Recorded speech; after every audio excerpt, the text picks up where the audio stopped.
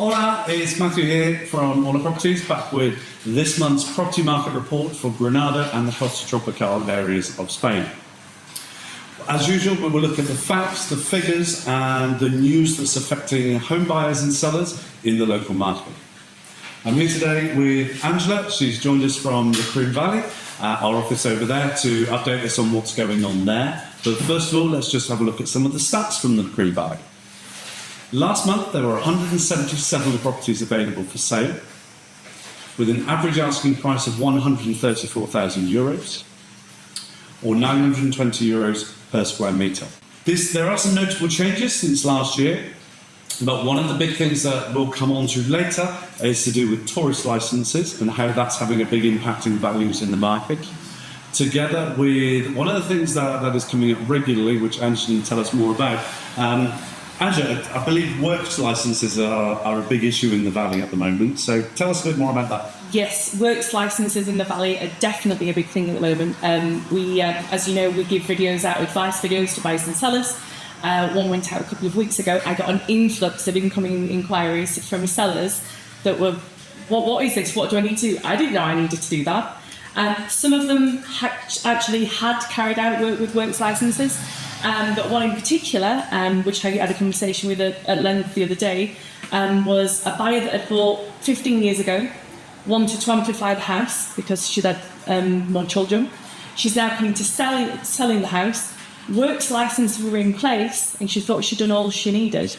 But the room that she was actually making bigger was an almacén, a storage area. So the ceiling height wasn't high enough for the legal standards of today.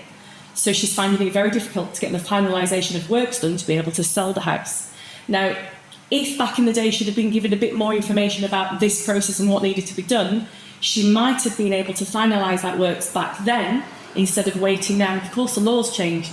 So these new things are in place. She's finding it very difficult to get it updated. The one thing she's been told by an architect she needs to do is hire that ceiling. So extra work. This is something we see a lot of, isn't it? People who, quite often people have been told that everything's fine, or they've made the assumption that the builder who did the work will have sorted the paperwork out.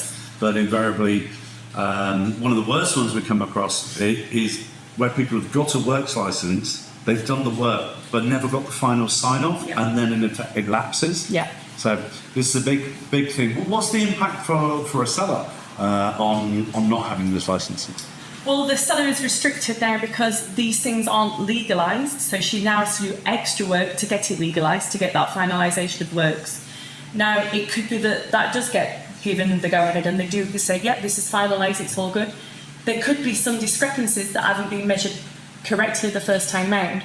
It could mean, I'm not saying this will happen, that she's going to have to go through an AFRO process, which is a long process that can take in the area about a year. So at this moment in time, we can't market the house as it is because that paperwork isn't updated. So one thing to ensure to anybody that wants to sell out there is make sure that paperwork is updated, get a property check, so that when you do come to want to sell, you know everything's correct. Yeah, and this is really important to get your property checked 12 months before you're thinking of selling, isn't it? Definitely. Okay, great. Thank you for that. No worries. That's really important over in the Valley. So where are we off to next? Well, next we've landed in Lanjaron, and I'm with Amy, one of the partners here in the business, who specialises in properties in Lanjaron as well.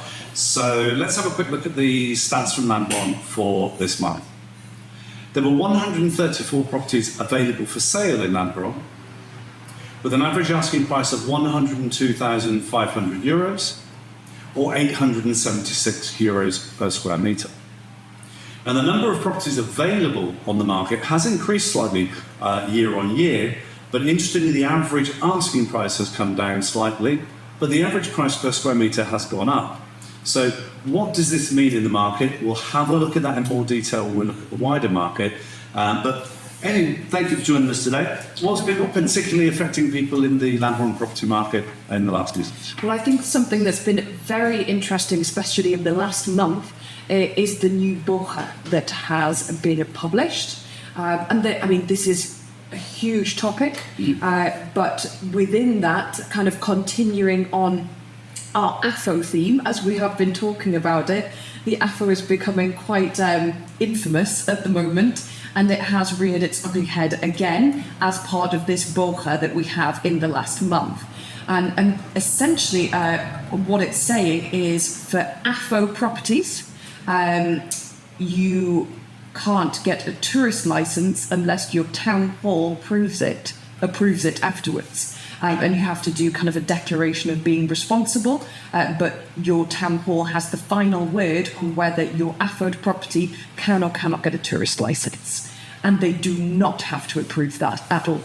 There's no way around this.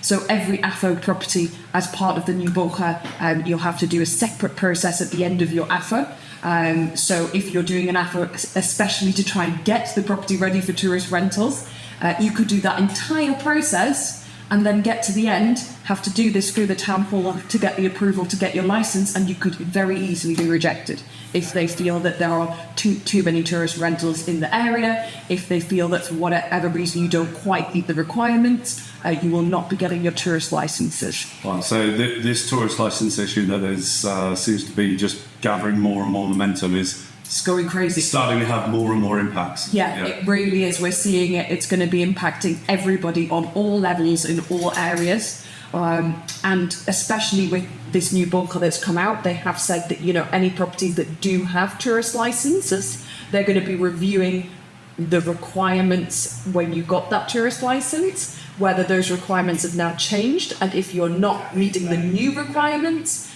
your tourist license could very easily be revoked. And you'll have to make property changes and reapply in order to fit with the new requirements that we have. Which, by the looks of it, could be quite expensive for a lot of people. So it does seem a good way, or an interesting way, that they'll be able to reduce the number of tourist licenses. I think so. Is just by not renewing or by revoking ones on properties that don't comply with up-to-date Absolutely. regulations. And important to remember that the AFO, it's not just for rural properties. There are many urban town properties that have AFOs too. So don't just fall into this trap of thinking, my property's in the town, I would be okay. Your property might have an AFO on it if you haven't checked your paperwork. So I'd strongly recommend, if you're not sure, get in touch with us, get in touch with your legal professional.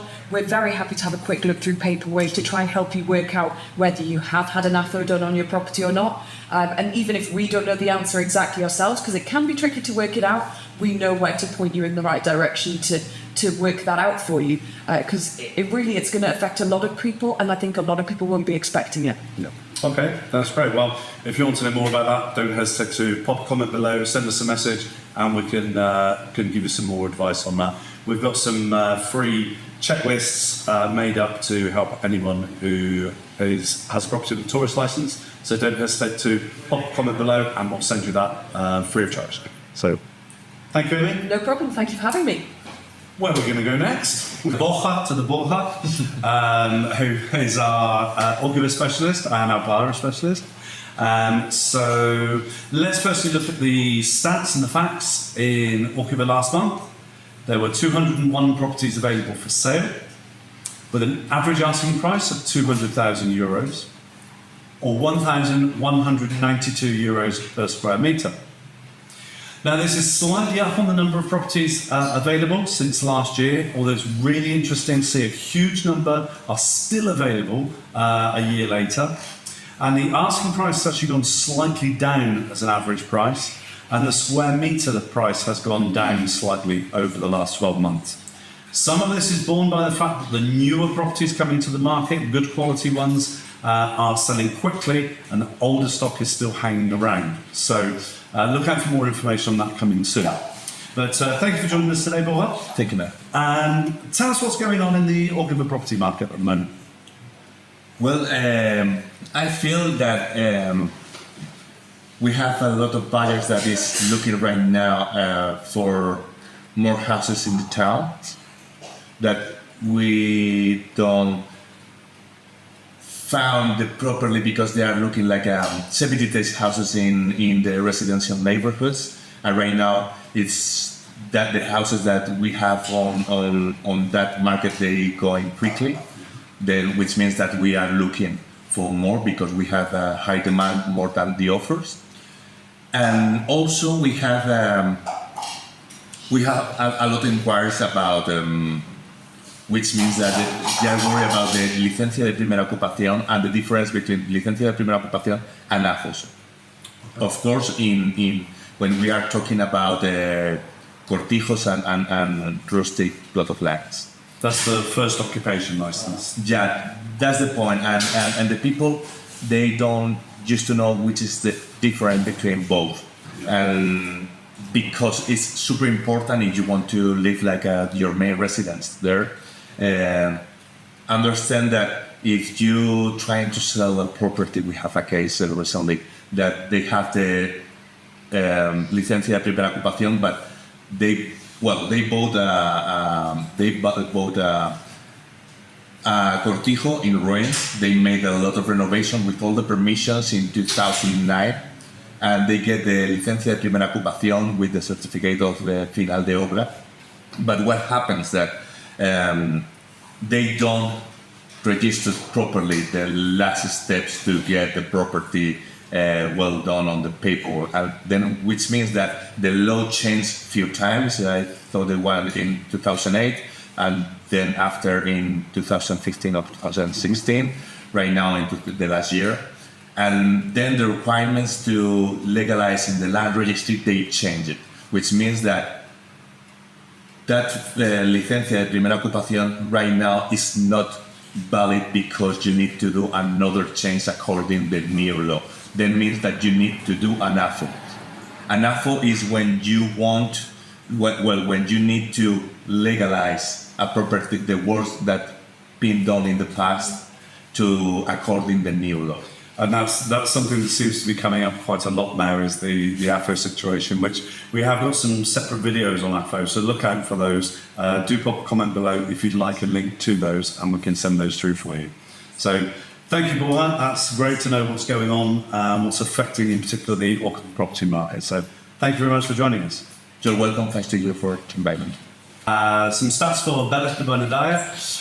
85 properties available for sale last month, with an average asking price of €183,000 or 1,220 euros per square metre. Let's also have another look at Salobrena, one of the larger coastal towns in the area. Some really interesting statistics from there. And last month there were 215 properties available for sale in Salobrena, which represents a slight increase on the number available year on year. Average asking prices in the area last month were €278,000, which was actually slightly down from last year, which is a small decrease in that. And this is reflected in the square metre pricing as well. So there are some reasons for this, but let's look into the general reasons of what's happening in the market overall. Across Granada and the Costa Tropical, we are seeing still a good demand, particularly from international buyers. We're seeing some strong demand from the US, that is continuing. And interestingly, we're seeing some changes in the dynamics across Northern Europe. We've seen strong increase in demand from Polish buyers, and we've had an increase in Russian buyers in the area. One of the reasons for this is that people, as prices have increased on the coasts, we're starting to see that people are looking slightly more inland, and so they're moving their search criteria. Many buyers will start their search across the whole of Andalusia, for example, and then they're narrowing into the Granada province and the Costa Tropical, in part because of the huge increases in prices that have happened, for example, in the Malaga province. Those price trends have continued. We've seen an average 4.5% increase in prices in the area for sold properties. The important thing to look at here is this is for sold properties. Properties that are on the market, particularly if they're stuck on the market for a long time, are still hanging around, as buyers have become very savvy to what sells and what doesn't. When they're buying a property, and particularly coming from markets where properties sell very quickly, they're used to properties selling quickly, so they're asking how long this property been on the market. Look out for some more information on time on market. That's certainly going to have a big impact for people over the coming months, as we're seeing some squeezes and tightening in the market. Tourism's influence on the market. It'd be pretty hard not to be aware, if you follow any of our channels, on what's happening in regards to tourist licenses in the Granada province at the moment. The whole of Andalusia seems to be falling in line with the rest of Spain, and we're seeing some dramatic changes that have happened. If you watched our previous video on the tourist license changes, you'll know what's going on in Andalusia. If you don't look out for that, because it's having a significant impact, many buyers are now either withdrawing from the market for tourist properties. They realise that this is going to be tightening, things are going to get harder. They could be buying a property with a tourist licence now that gets revoked in the future.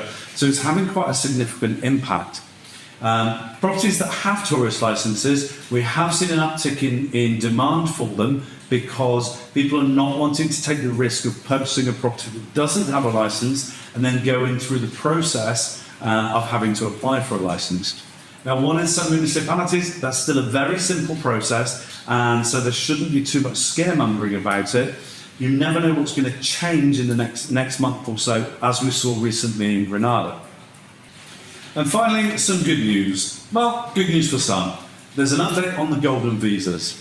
It was announced that these were going to be removed or revoked, and that golden visas would no longer be able to be applied for. And we saw a massive increase in the number of applications for those, and in turn a massive increase in the number of people looking to buy properties in the 350 to 700,000 euro price range. Subsequently, that demand tailed off as people realised they wouldn't get their golden visa application through in time.